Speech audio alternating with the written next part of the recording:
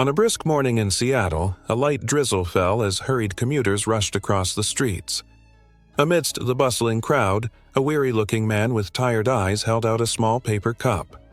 "Spare change?" he mumbled, expecting little more than averted glances or perhaps a polite shake of the head. But fate had a different plan. Unbeknownst to him, he was about to encounter one of Hollywood's most down-to-earth and respected individuals. What transpired next would not only brighten this man's day but potentially alter his future. Before we delve into the story, tell us where you're reading from. And if you enjoy this narrative, please subscribe, as we have another special story for you tomorrow. It was a typical evening in Seattle. The city hummed with energy as usual. The waterfront promenade was crowded. Families strolled, tourists took pictures, and locals hurried along the wet pavement. Nearby, the windows of upscale boutiques shimmered, displaying attire that seemed a world away, unattainable for most passers-by. Near a small coffee shop, Michael sat quietly. The contrast between the city's vibrancy and his own situation was stark. He held a tattered cardboard sign with large, uneven letters that read, "Need help. Any amount appreciated." Beside him, a few coins rattled in a worn-out container, a meager offering compared to the dazzling lights of the city. Michael, with his disheveled appearance and distant gaze, occasionally adjusted the sign, trying to make it visible to the stream of people. His shoulders sagged as if the burdens of life had become too much to bear. His eyes scanned the crowd, searching for a flicker of compassion, but almost everyone ignored him, either looking away or quickening their pace. His mind swirled with conflicting emotions: shame for his circumstances, despair at not knowing how to change them, and a tiny ember of hope that, though faint, refused to be extinguished. The aroma of freshly brewed coffee wafted through the air, a painful reminder that he hadn't had a proper meal all day. Small signs of frustration escaped him. He rattled the container slightly, as if the sound of the coins might magically attract more generosity. He pushed his already bent glasses up his nose and ran a hand through his matted hair. Each gesture seemed heavy with resignation. Within the throng traversing the promenade, a discreet figure observed Michael from afar. He moved deliberately, pausing just a few feet from the man with the sign. His eyes studied Michael, assessing the situation before deciding on a course of action. After a brief pause, he stepped forward, approaching slowly. Michael adjusted his sign yet again. He wasn't even sure if he was doing it to attract attention or simply to distract himself from the harsh reality of his situation. People hurried by, some avoiding eye contact, others acting as if he were invisible. "Excuse me," Michael heard a voice say, and looked up to find a man standing before him. The man had a calm demeanor, unhurried, as if time were of no consequence to him. He didn't resemble anyone Michael was accustomed to seeing around. Michael frowned slightly, a hint of suspicion in his eyes. "Yeah?" he replied, his voice raspy. The man tilted his head slightly, glancing at the sign beside Michael. "Need help. Any amount appreciated," he read aloud, as if testing the words. Then he looked back at Michael. "Anything at all?" Michael felt his face flush. The shame he had been suppressing all day now threatened to surface. He pushed his glasses up his nose and shrugged. "Yeah, enough to get a hot drink, maybe a sandwich." The man remained silent for a moment, just looking at Michael. Then, with a small smile, he turned and walked into the coffee shop behind them. Michael watched, puzzled. Was that it? Was he coming back, or had he simply gone inside because he felt awkward? He'd experienced this before, people who seemed curious but quickly gave up. It wouldn't be the first time. But the man did return. He was carrying a paper bag and a large cup. Without hesitation, he sat down next to Michael and placed the food and drink between them. "Here you go," he said simply. Michael blinked, unsure what to say. "Really?" The man shrugged. "It's just coffee and a sandwich. Go on." Michael picked up the bag slowly, as if afraid it might vanish. When he opened it, the comforting aroma of freshly brewed coffee and warm bread filled the air. He couldn't remember the last time he'd had anything like this. "Thank you. Really, thank you," he said, taking a sip of the coffee. "No problem," the man replied, leaning back against the wall, watching Michael eat. After a while, he asked casually, "So, what's your story?" Michael stopped chewing, the weight of the question settling on him. He wiped his mouth with the back of his hand, staring at the bag in his lap. "My story?" He let out a short, humorless laugh. "You don't want to hear that." The man raised an eyebrow as if to say, "Didn't I just ask?" "I don't judge, you know. And I've got time," he said, crossing his arms. "Go ahead."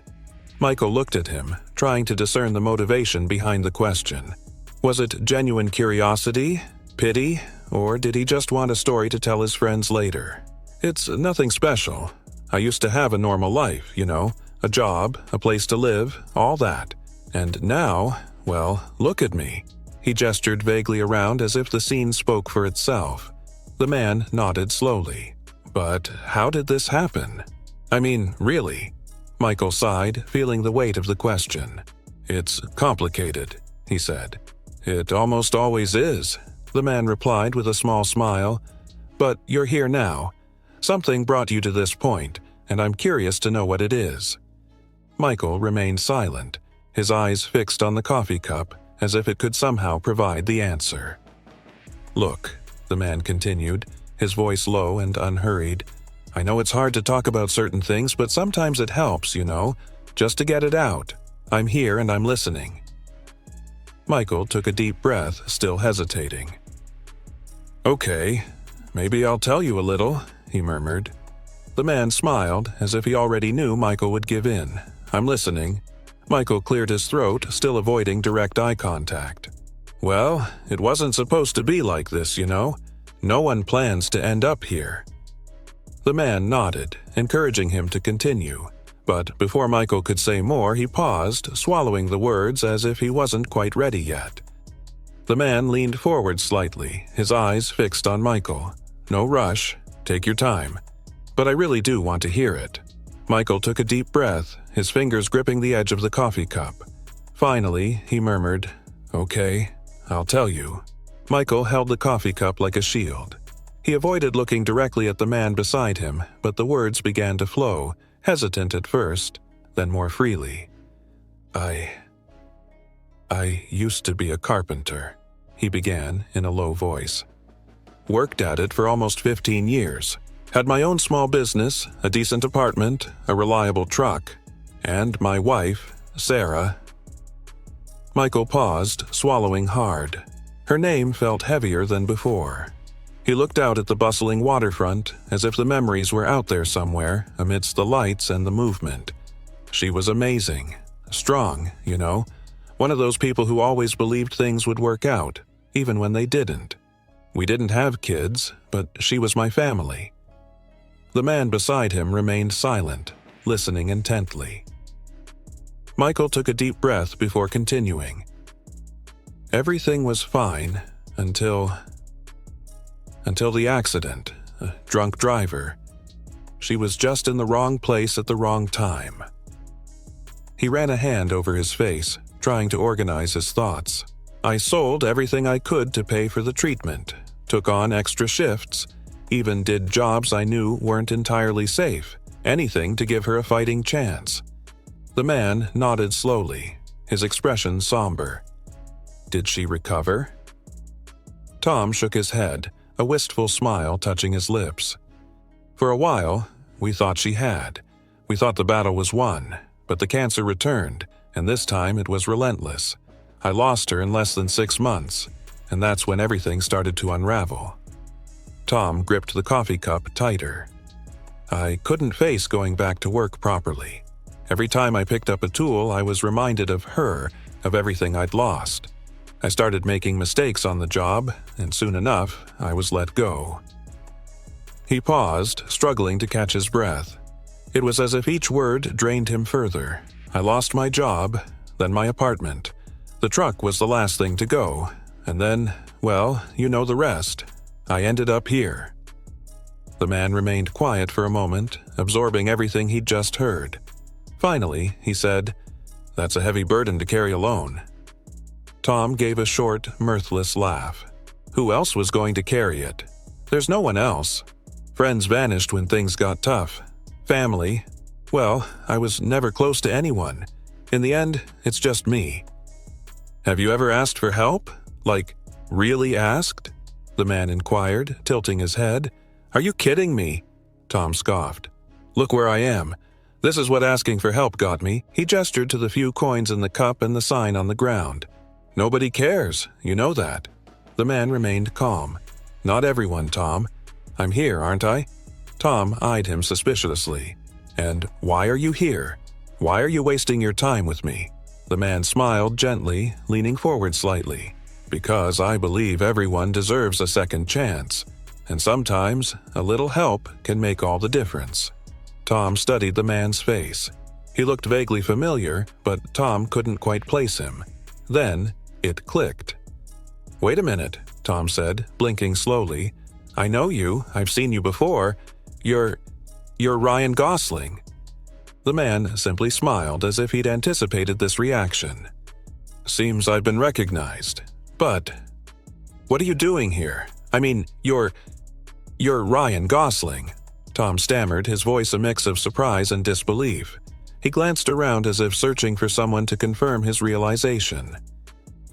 "I'm just a person, Tom," Ryan said, his voice calm and reassuring. "Like anyone else, I believe we can make a difference in someone's life, even with a small gesture." Tom continued to stare at him, incredulous. "This doesn't make sense. Why would you help someone like me?" Ryan tilted his head, his eyes meeting Tom's with unwavering sincerity. "Because I can. And because I believe you can do something amazing with this chance." Ryan stood up and extended his hand toward Tom. "Let's start over, right now. What do you think?" Tom looked at the outstretched hand, unsure what to make of it. Part of him wanted to accept, but another part was still trapped in fear and doubt. I don't know if I can," he said, his voice heavy with hesitation. "You can," Ryan replied firmly. "You just need to believe. And if you can't believe in yourself yet, start by believing in me." Tom stared at him for a moment, feeling the weight of those words. Finally, he lifted his hand and shook Ryan's. "All right," he said. "What do I have to lose?" Ryan smiled, helping him to his feet. "Nothing. But you've got a lot to gain." Before moving forward, Ryan took Tom to a small, clean motel nearby. "First, let's get you cleaned up," he said with a reassuring smile.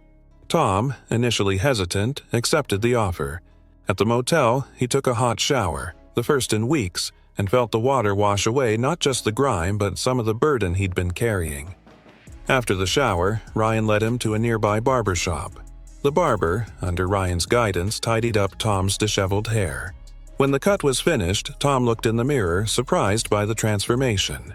Dressed in clean, comfortable clothes that Ryan had provided, he finally saw a version of himself he hadn't seen in years.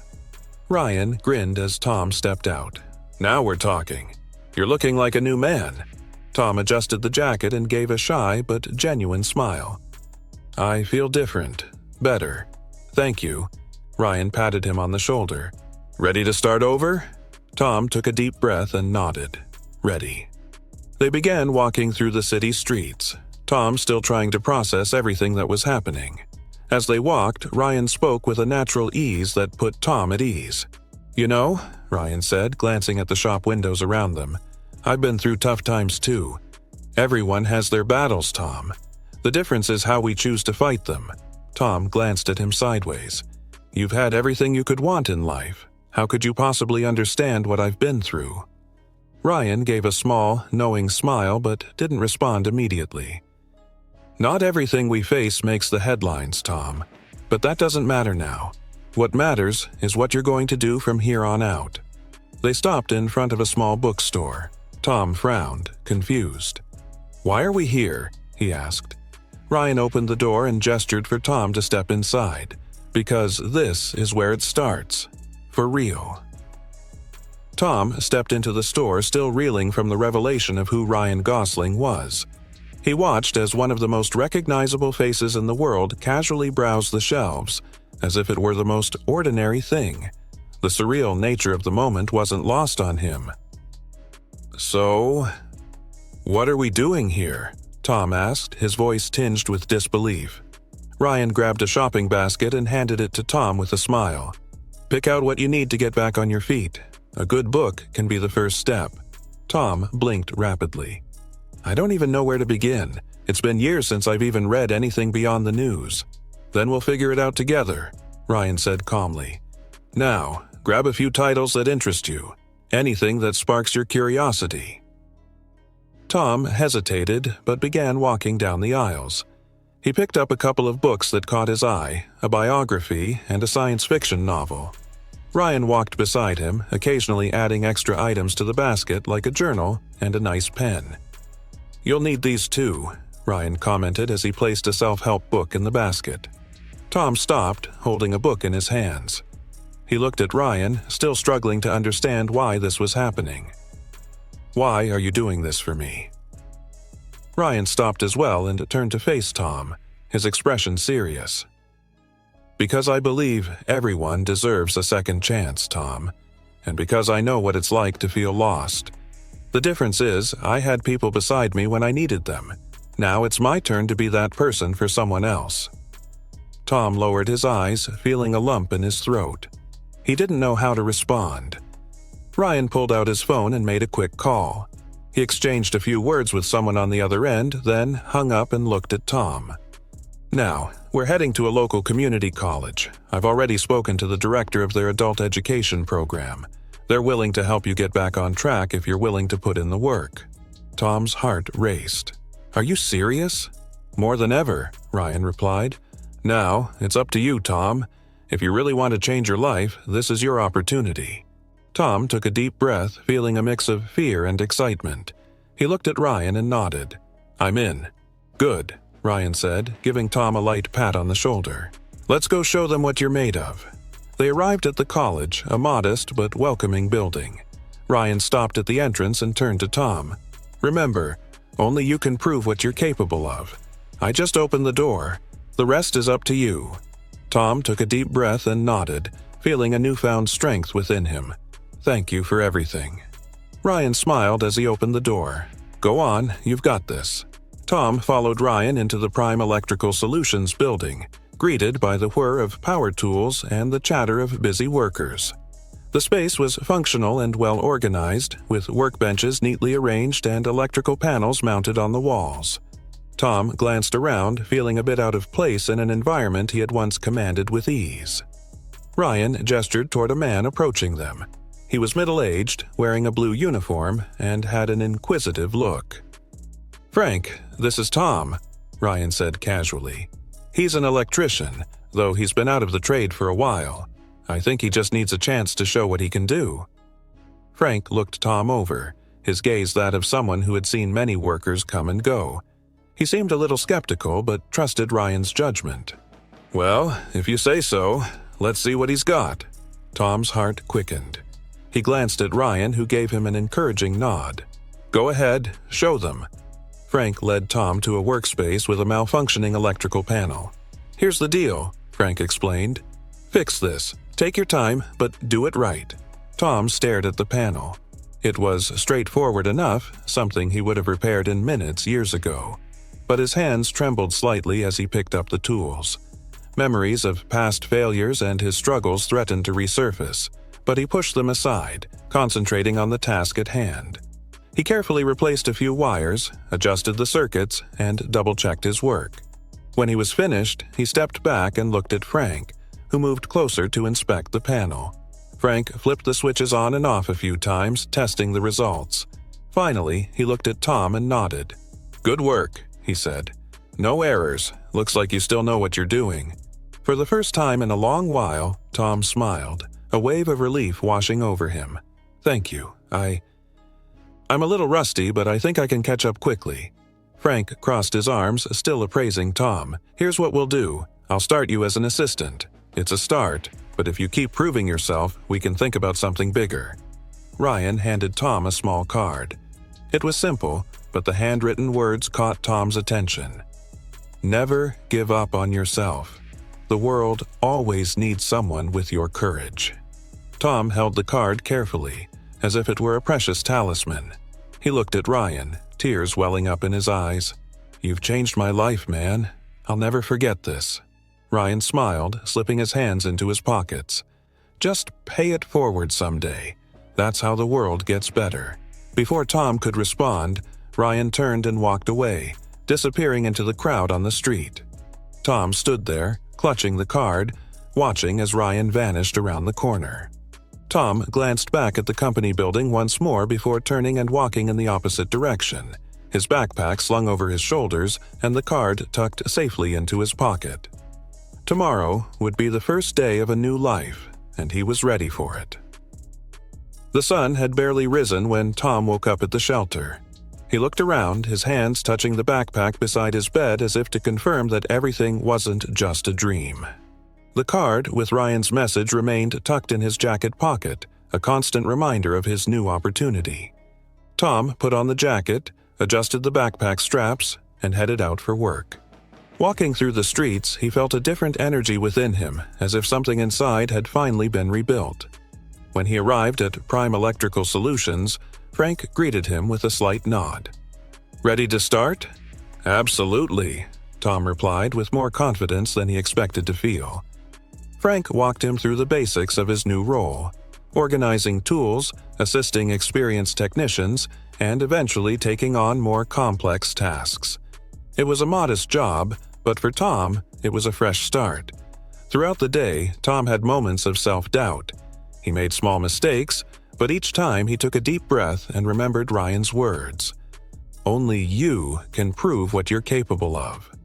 One of his assignments involved dismantling a fuse box that was more complicated than he anticipated. His fingers hesitated for a moment, but years of experience returned, and he completed the task without issue. When he finished, one of his coworkers gave him a pat on the shoulder. "Good job, man. Doesn't seem like you've been out of this for long." Tom smiled. "Thanks. It feels good to be back." In the following days, Tom slowly adapted to the company's rhythm. He began arriving early, eager to learn and prove himself.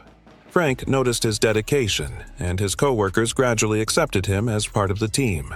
One afternoon during a break, Tom sat with a group of technicians when one of them asked, "Hey, I heard Ryan Gosling was the one who brought you here. Is that true?" Tom chuckled, shaking his head. "Yeah, it's true."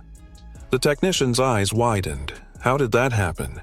"It's a long story," Tom replied with a smile, but to put it simply, he believed in me when I didn't believe in myself. That night back at the shelter, Tom took the card from his pocket and placed it on the small table next to his bed. The words continued to resonate in his mind. "Never give up on yourself. The world always needs someone with your courage." Feeling inspired, Tom decided to pay the kindness forward. The next morning, before heading to work, he used part of his first week's earnings to buy 2 coffees and 2 sandwiches. He handed one to a man sitting on the sidewalk, holding a sign that read, "Hungry. Any help is welcome." The man looked at Tom, surprised. "Thanks, man. I didn't expect this." Tom smiled, feeling a warmth in his chest. "I know how it feels. Just pay it forward when you can, okay?" The man nodded, his voice thick with emotion. "I will, definitely." The next morning, Tom walked to work with his backpack and a renewed sense of purpose. He still had a long road ahead, but for the first time in years, he felt like he was in control of his life. The camera lingered on the card resting on the shelter's table, its handwritten message clear and inspiring. Never give up on yourself. The world always needs someone with your courage. Meanwhile, elsewhere in the city, Ryan Gosling was shown walking through the crowd, his calm face exuding serenity as he disappeared around a corner, leaving behind yet another transformed life. The narration closed the story with a reflective message. Sometimes a small gesture is all someone needs to change their life. What's stopping you from starting today?